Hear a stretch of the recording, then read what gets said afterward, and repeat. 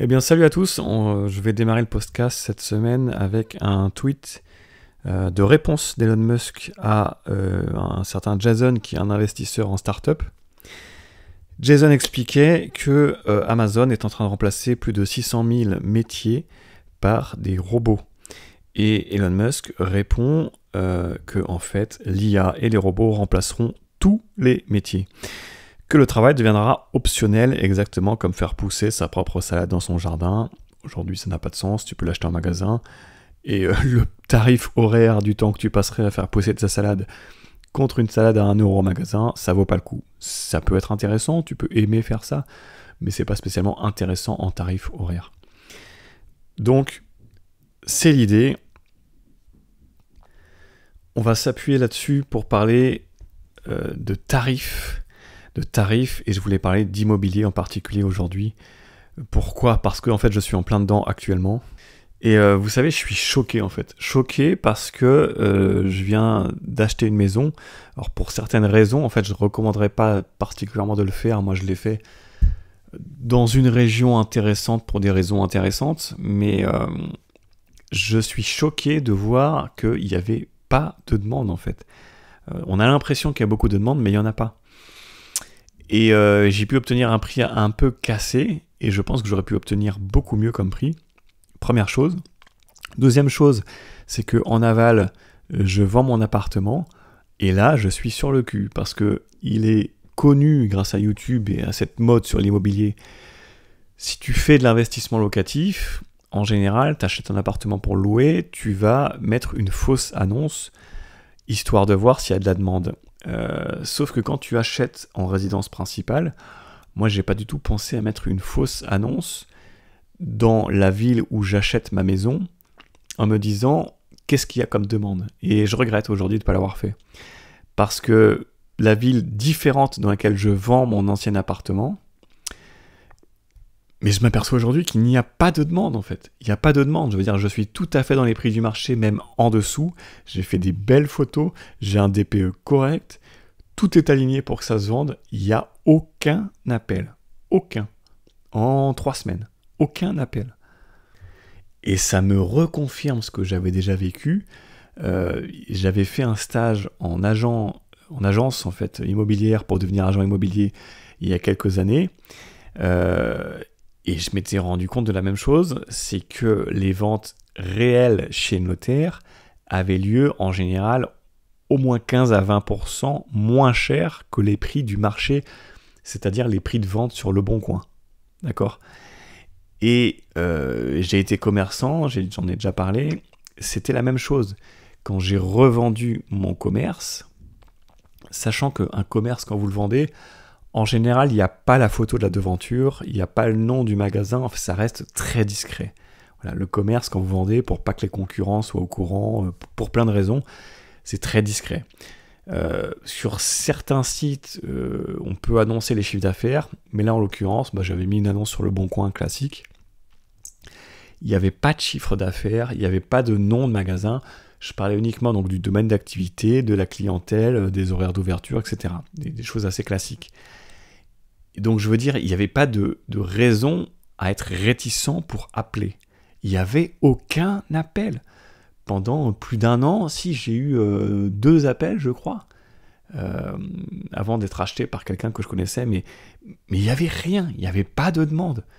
Et je veux dire, comme il n'y avait pas de raison de dévoiler qu'il était en difficulté ou autre, parce qu'il n'y avait pas le nom, il n'y avait pas l'emplacement, il n'y avait pas le chiffre d'affaires, il n'y avait rien, donc les gens ne pouvaient même pas savoir ce que c'était, ils savaient juste voilà, le domaine d'activité, le prix de vente, etc. Ils devaient se dire, potentiellement, je vais appeler pour prendre des renseignements. Il n'y a rien, il n'y avait aucune demande.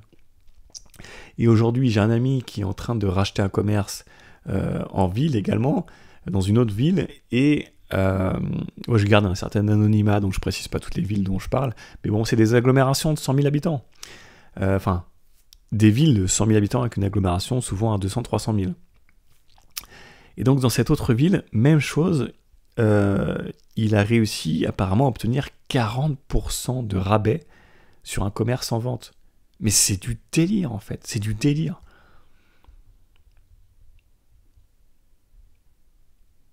moi je vous affirme que 2 choses.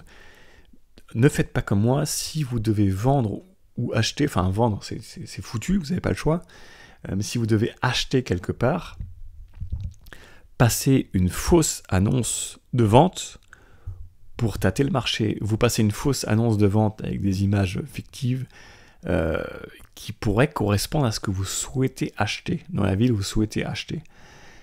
Et à ce moment-là, vous verrez quelle est la demande et vous saurez dans quel état d'esprit est le vendeur. Parce que là, je suis sur le cul, en fait, il n'y a rien, il n'y a pas de demande, quoi.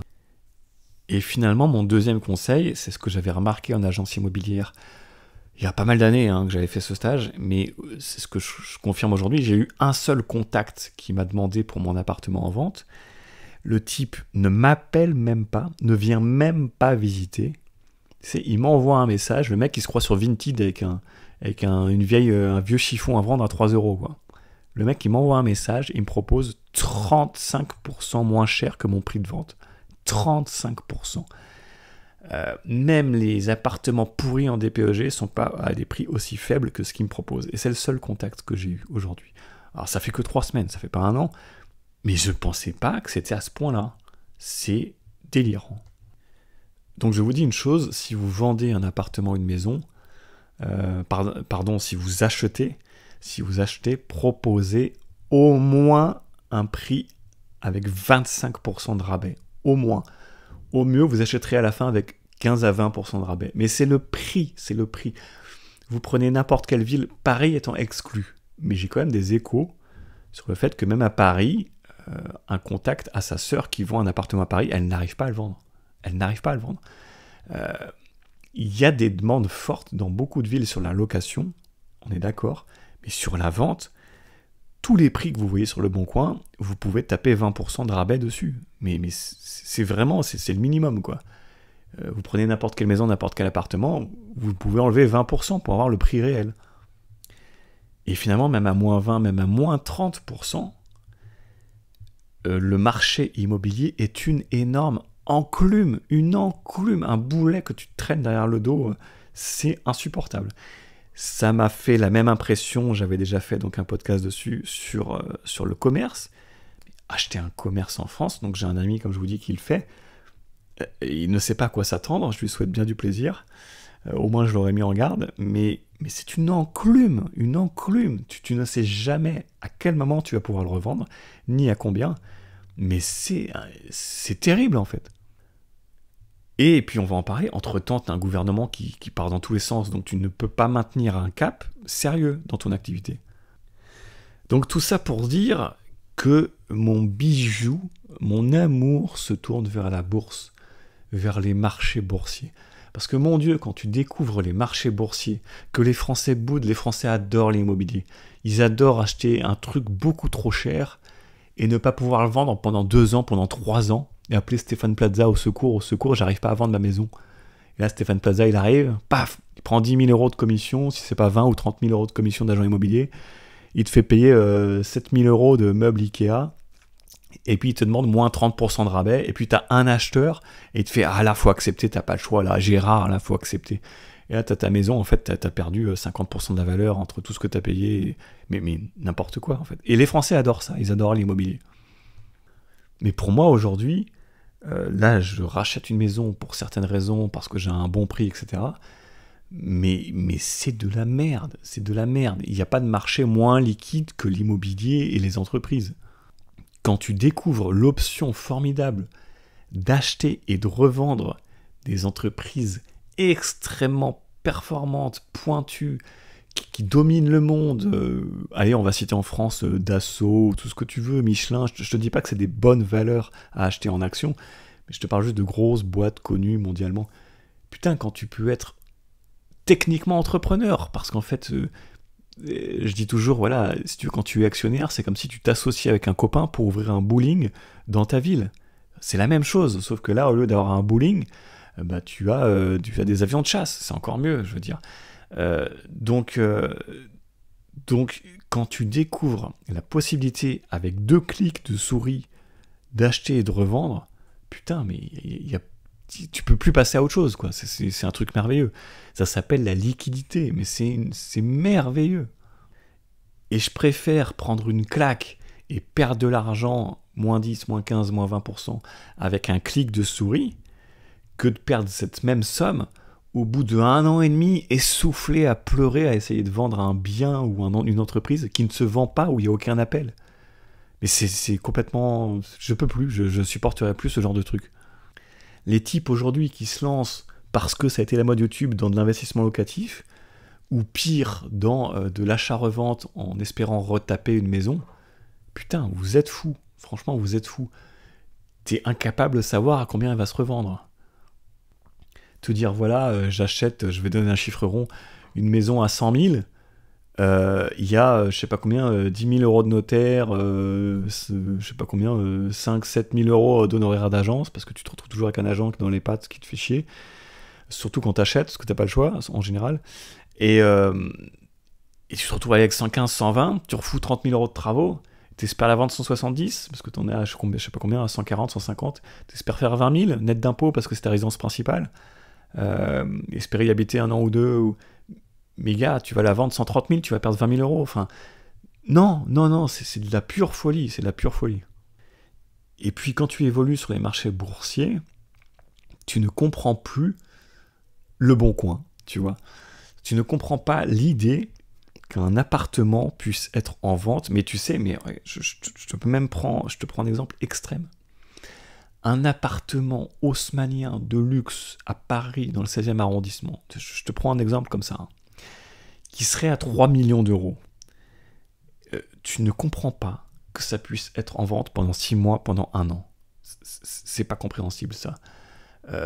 Et donc ça sera pareil pour la campagne, au fin fond de l'Auvergne, au fin fond du Larzac, tout ce que tu veux, une maison à 50 000 euros qui en vente pendant 1 an, 2 ans, 3 ans, c'est pas possible. Sur le marché boursier, ça n'existe pas. Ça n'existe pas une action en vente avec personne en face. Et l'action, elle est en vente comme ça pendant 1 an en attendant que quelqu'un... Non, si l'action est en vente et qu'il n'y a personne, elle vaut 0, elle vaut rien, ça tombe à 0, l'entreprise fait faillite, ça n'existe pas.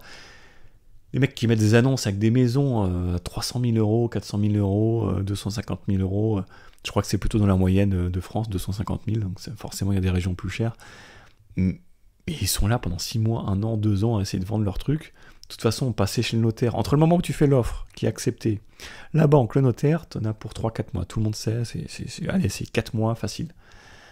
Je ne peux plus supporter ça. Je ne peux plus supporter ça, c'est pas tenable. Dans un pays qui part en cacahuète avec des impôts partout, qui risque de faire faillite à tout moment, on sait pas où on va, tu te vois tenir comme ça pendant 4 mois et essayer d'attendre que quelque chose se vende ou s'achète. C'est pas possible. Moi, j'ai besoin d'une réactivité à la seconde. C'est pas possible. En fait, c'est des marchés qui n'attendent que la blockchain, quoi. On sait que la blockchain va dégager les notaires, puisque tous les documents seront enregistrés. On pourra transférer un titre de propriété très rapidement. Et c'est que du bonheur. C'est que du bonheur. On n'aura plus besoin comme ça d'attendre pendant 3 mois, ceci, cela, machin truc. En plus, maintenant, tu as une levée. Entre le moment où tu fais ton offre, tu as encore des jours pour te rétracter chez le notaire, tu as encore 10 jours pour te rétracter ton crédit bancaire, tu as encore je sais pas quoi. Enfin, c'est infernal, c'est infernal. Il y a des délais de partout. En Italie, et je crois que c'était en Grèce, il y avait des offres comme ça de villages soutenus par le gouvernement qui offraient des maisons à 1 euro et qui même te payaient pour venir habiter dans le village, pour redonner du dynamisme local. Bon.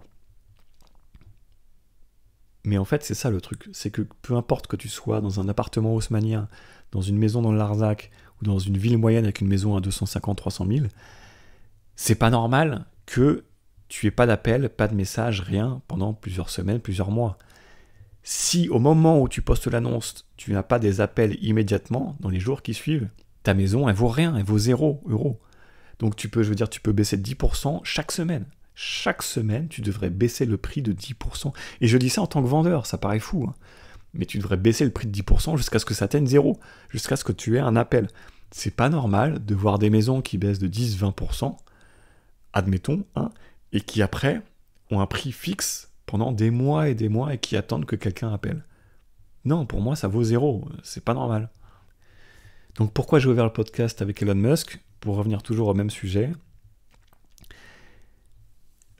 au-delà en fait, d'un aspect complètement, préhistorique de l'immobilier, qui en fait, la revente immobilière, et puis on pourrait dire de commerce aussi, est complètement devenue obsolète. C'est plus possible dans un monde qui va vite de prendre 4 mois une fois que tu es intéressé pour acheter ou pour vendre, quand bien même tu arriverais déjà à acheter ou à vendre, parce qu'il faut encore des fois 3-4 mois de plus minimum, pour avoir quelqu'un d'intéressé, et des fois 1 an, 2 ans, enfin, ça ne peut plus être aussi lent.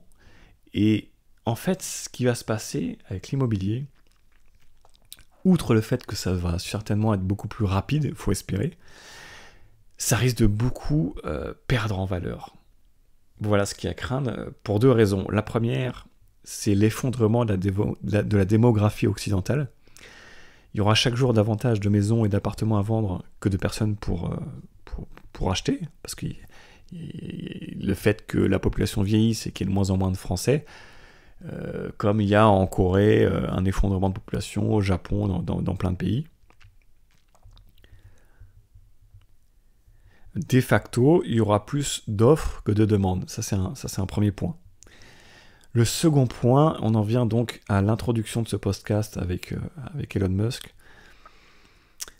Dans le monde qui arrive, s'il n'y a plus de travail et que les gens sont basés sur un revenu universel, sans emploi, la valorisation de l'immobilier étant vraiment, je veux dire empiriquement, elle est étroitement liée au marché du travail. Tu sais très bien que dans la diagonale du vide en France, l'immobilier est moins cher que dans les grandes villes où il y a du boulot. Eh bien, si demain, les métiers disparaissent remplacés par l'IA et les robots, toute la France, en fait, si tu veux, tout l'Occident, le monde entier technologique, devient une diagonale du vide. La valeur de l'immobilier s'effondre face à la technologie. Vous comprenez le point là qui est primordial et que les gens ne voient pas arriver. Alors à partir de là, on ne sait pas du tout dans quelle société on va aller. Il resterait... Bon, on fera d'autres podcasts là-dessus, il y aura certainement des nouveaux métiers, etc. Mais il faut accorder plutôt de l'importance à des régions belles, à des immeubles beaux, des beaux quartiers parisiens ou des maisons en bord de mer qui auront certainement toujours un minimum de valeur. Si tu es là à investir dans un appartement miteux parce que tu es à la frontière de Genève, à la frontière du Luxembourg ou en banlieue périphérie parisienne, personne ne voudra habiter là-dedans avec un revenu universel. Je veux dire, ça n'intéresse personne. C'est uniquement lié à un marché économique local lié au monde du travail. Si le travail disparaît, ton immobilier ne vaut strictement foutrement rien. Personne n'en veut. Et donc ma conclusion, je reviens donc sur 3 points essentiels. Le premier, si vous êtes encore assez fou pour acheter, moi je vous conseillerais plutôt plutôt une petite cabane dans le Larzac, je veux dire pour se faire plaisir, quoi. Mais voilà, si vous êtes assez fou pour acheter, faites une fausse annonce qui correspond exactement à ce que vous voulez acheter pour voir quelle est la demande.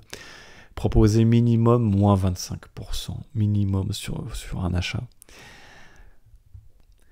Et je termine en disant qu'en fait, je voulais faire un podcast que je ferai peut-être, mais qui maintenant a perdu la moitié, une de ses 2 jambes, hein, il tiendra plus trop debout. Je voulais mettre en avant le marché boursier, pour vous dire qu'il n'y a pas de meilleure façon en France que de faire du pognon qu'avec la bourse, ce qui paraît difficile à entendre pour des Français qui sont obsédés par la pierre. Et une des 2 raisons, donc une des 2 jambes sur lesquelles je tenais pour dire ça, c'était la flat tax Macron. Puisque vous êtes entrepreneur, vous vous faites défoncer à 60-80% de charges entre l'URSSAF, les impôts et tout le bordel. En l'occurrence, avec la bourse, vous étiez à 33%. Mais en fait, même ça vient de se faire éclater, où ils nous proposent, bon, je sais plus, je l'ai plus sous les yeux, mais je crois qu'ils ont parlé maintenant de faire une flat tax à 35-36%. Donc en fait, je m'étais dit, mais à quel moment Macron, aussi débile et cocaïné qu'il soit, puisse revenir sur sa propre loi, parce que c'était la flat tax Macron, puisse revenir sur sa propre loi. Donc je me suis dit, il y a au moins ça qui devrait tenir. Les copains financiers de Macron vont vouloir leur avantage, Et c'est la loi de Macron. Et en fait, même cette loi-là, elle est en train de sauter, ils sont en train de revenir dessus. Malgré tout, je préfère 1000 fois la bourse, et puis transférer un virement tant qu'on peut encore en faire un peu, plus ou moins. Quelquefois en petite dose, hein, vaut mieux faire plusieurs petits virements qu'un seul gros. Mais au moins, tu peux transférer ça à l'étranger. Il n'y a pas plus liquide que la bourse. Franchement, c'est un truc merveilleux. Quand tu découvres ça, tu peux plus revenir à un machin où tu mets 6 mois à acheter, tu mets 3 ans à vendre, t'as pas d'appel, mais c'est pas possible, quoi. Putain, on n'est pas à la préhistoire, quoi. Je vais arriver avec une bourse avec des écus et jeter des louis d'or sur la table. Mais on est où, les gars? Putain, on n'est pas au 15e siècle, quoi. Je peux plus. C'est un truc que je ne peux plus. Quand tu découvres le monde de la bourse, tu ne comprends plus du tout le bon coin. C'est un truc qui te dépasse, mais c'est plus possible. Et enfin, eh bien, on ne meurt pas toujours que de fiscalité, mais d'instabilité. Parce que, je l'avais déjà dit sur d'autres podcasts, mettez-nous une France soviétique avec 99% d'impôts, mais ne changez plus les lois. Je m'étais énervé là-dessus. Arrêtez de trifouiller les lois. Et c'est le problème de ce pays. T'as une flat tax Macron, instituée par Macron, qui devient président, et qui change sa flat tax. Mais c'est pas possible, les gars. Je veux dire, tu peux foutre 99% d'impôts, avoir un appartement entier rempli de classeurs d'intercalaires et de dossiers à la con, pour faire plaisir à l'administration, avec tes 99% d'impôts, mais au moins que ça ne bouge pas. T'as une nouvelle loi à la con qui passe le lendemain, tu dois brûler tout ton appartement, et recommencer avec des nouveaux classeurs, des nouveaux machins, parce que l'ancienne loi ne fonctionne plus. Tes déductions fiscales, tes machins, ça marche plus. Mais c'est du délire, et les comptables, tu les appelles, ils savent plus où ils en sont, quoi. Mais c'est n'importe quoi. On a besoin de stabilité dans ce pays. Donc, ne touchez pas à l'immobilier. En cas d'urgence, si vous avez besoin d'y toucher, demandez moins 25%, et rappelez-vous que la technologie qui arrive, un potentiel revenu universel, fait que le marché immobilier, étant étroitement lié au monde du travail, risque de prendre une immense claque. Donc, je préconise pas trop. Voilà, bien à vous, ciao, à une prochaine fois.